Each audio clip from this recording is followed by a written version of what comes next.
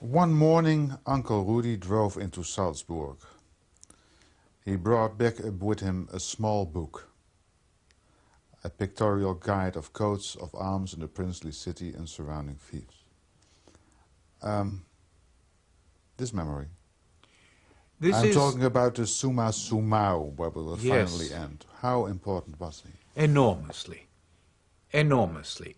I can remember as if it were today the peculiar shock of wonder and terror. Let me try and explain that. Wonder at the detail of the world. I can put it no other way. Because in the book were maybe 50 or 100 coats of arms of the different bishops, princes, and monasteries just around Salzburg, each different. I remember my feeling, if there can be for every castle, monastery, bishop, or prince a different coat of arms, first of all, how many must there be for Austria, for Europe? An enormous sense of great numbers, of detail. I did not yet know William Blake, the great poet's favorite saying, the holiness of the minute particular. And I did not know Abi Warburg's famous saying, God is in the detail, which may actually have been said first by Thomas Aquinas. But I was physically, suddenly I said to myself, every leaf on every tree is different. Every blade of grass may be different from every other blade. Every drop of water is a universe of its own. And then immediately came the fear, as if someone had hit me in the stomach. It was a stomach feeling. If this is so, how can anyone know it all? How can anyone ever possess it all, visit it all? How can anyone ever make an inventory of the totality of available human existence? And many children do this, I believe. I began night and day writing down lists of capitals, lists of oceans, lists of popes, and endless idiocy, lists of flowers, of trees. Many children do this. I had the feeling, if you can just get the lists down on paper, and if it is complete, please let me underline that, the nightmare of the missing one.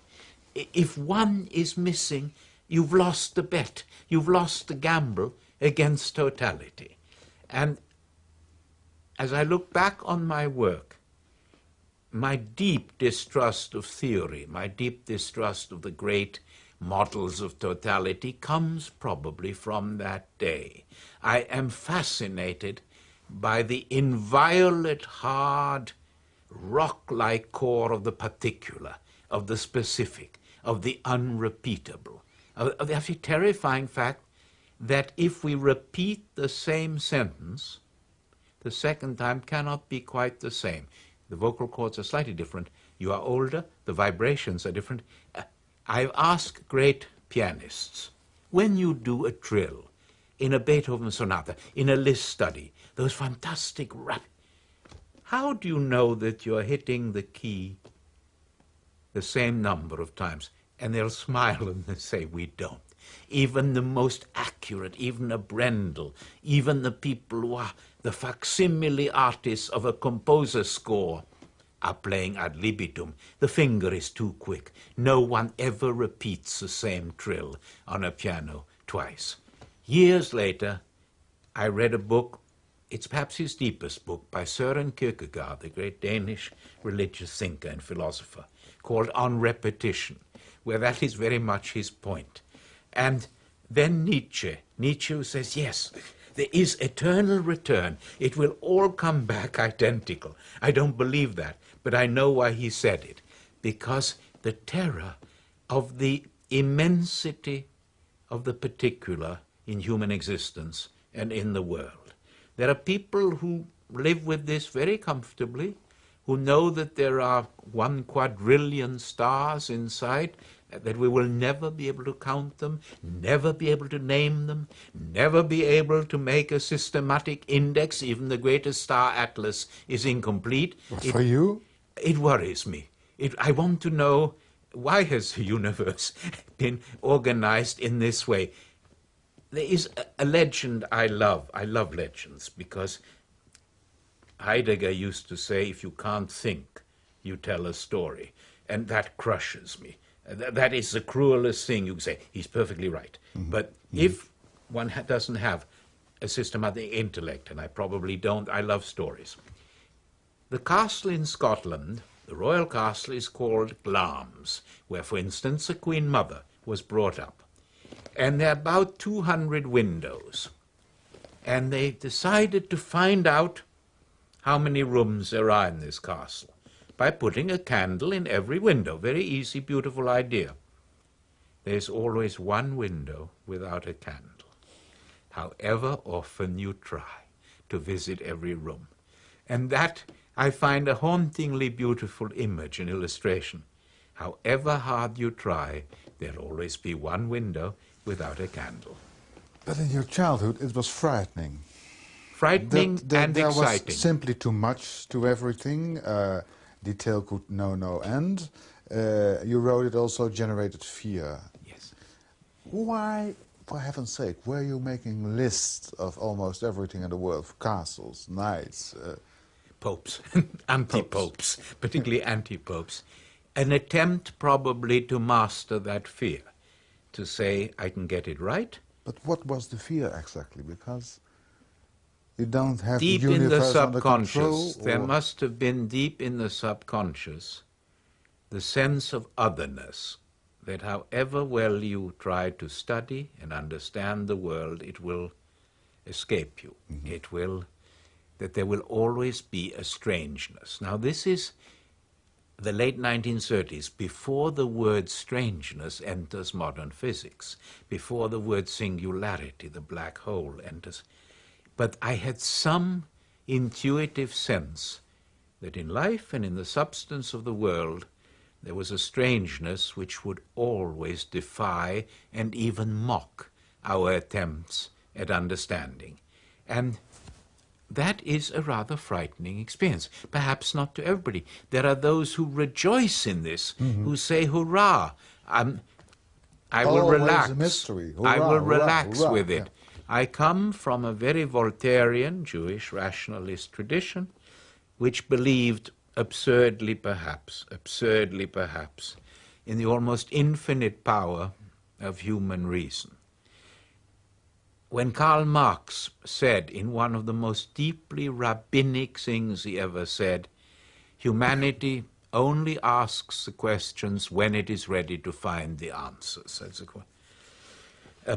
He was wrong, but what a noble error. He was wrong. But at that time, or in a certain optimistic, liberal world of imagining, it looked as if that was a true promise.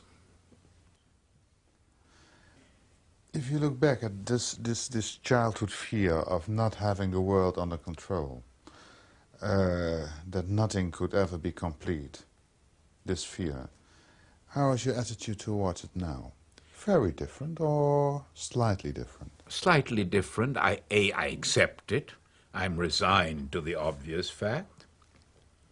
B, I now realize that exhaustive, analytic footnotes of life do not necessarily contain the truth one is looking for. I know that. And one of the things that changed my whole outlook, which is not in the little book, is the following.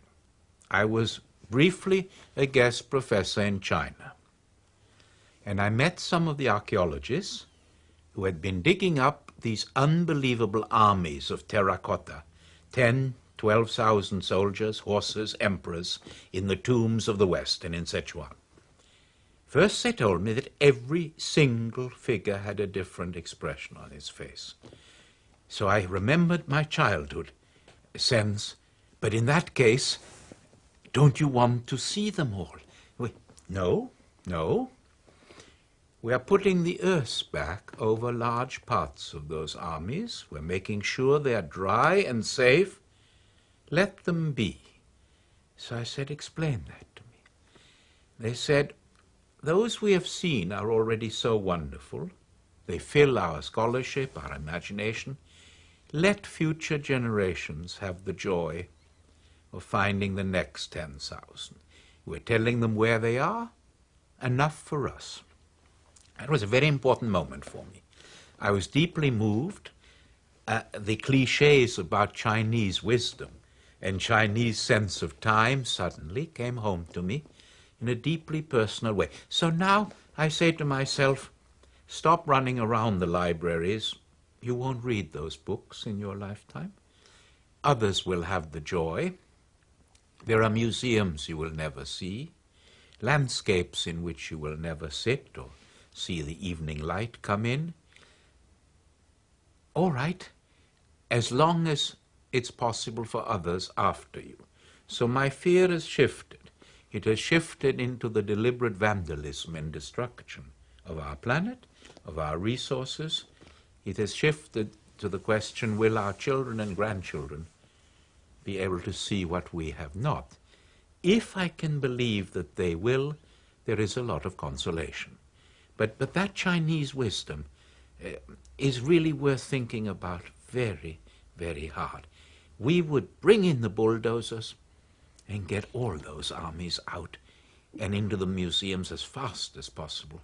Or at least we would say we have to photograph all of them immediately. There is in the Chinese sense of leaving them unseen a great confidence, a great maturity, and a great sense of peace.